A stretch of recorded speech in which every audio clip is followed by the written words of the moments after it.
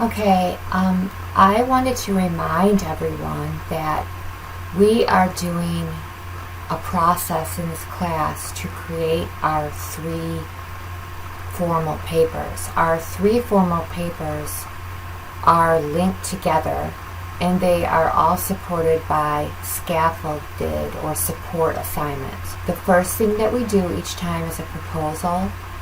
We get feedback on the proposal, then we do a draft paper. We get feedback on the draft paper, and the idea is we revise the draft, and then we submit the final paper to me, your professor, for a review. You get review from me, but once you get that back, you still can revise that paper again. And you can revise it as much as you need to revise it. So the revisions for the three final papers, the final revisions are due by, I think I said November 30th.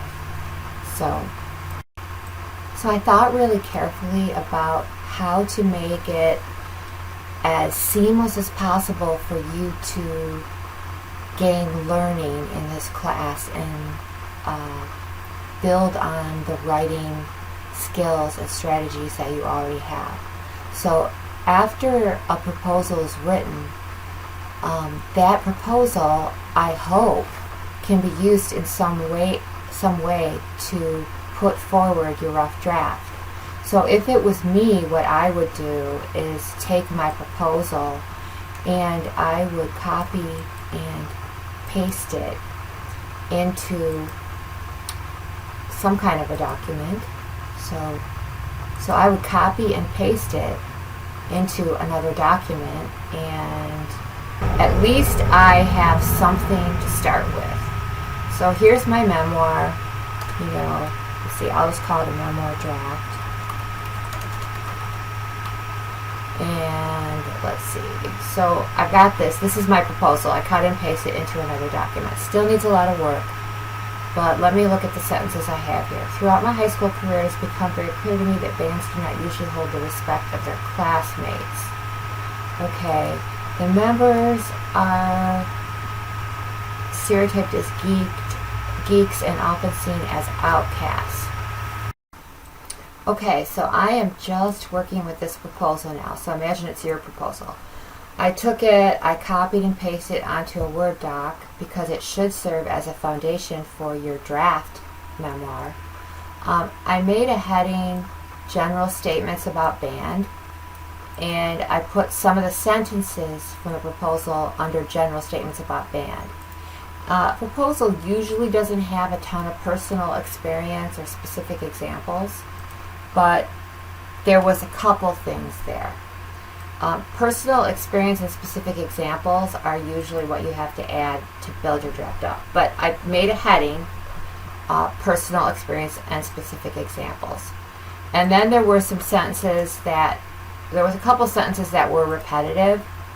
So I'm not going to be able to use, in this essay, I intend to use narrative and storytelling techniques.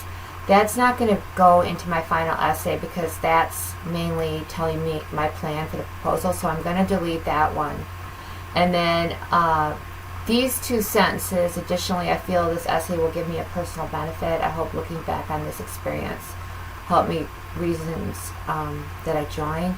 That is repetitive with now that it's coming to a close. I think it is only appropriate to call all that is done for me. So I'm going to delete this one, because this is more like, why am I going to write about this topic? So that's more of just a proposal thing. And then this is just like a general statement about writing the paper and why it's good to remember about band. So I'm going to put that up with general statements about band. So I've taken the proposal, I'll pretend like I wrote it. Actually, a student wrote it and gave me permission to use it. And I put the sentences in the proposal into two categories, and then I deleted a couple sentences that aren't going to fit, really. So I changed the order of everything. And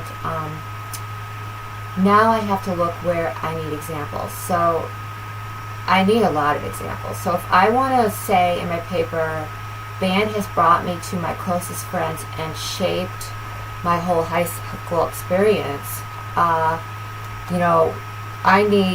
the reader needs specific examples. How has it brought you to your closest friends? What do you mean it shaped your whole high school experience? In what way? There's a statement made, this is my last year of band and we've been having a rough year as a group. Why have you been having a rough year as a group? What are the specific stories you can tell to show you've had a rough year as a group? Now here's something that almost gets to a specific example. It says, I recall one incident in particular that took place at Lansing Catholic High School. My band school's rival. It showed me how inviting band members can be. Okay, so this is something that definitely would need to be expanded upon if we're going to keep it in our final essay.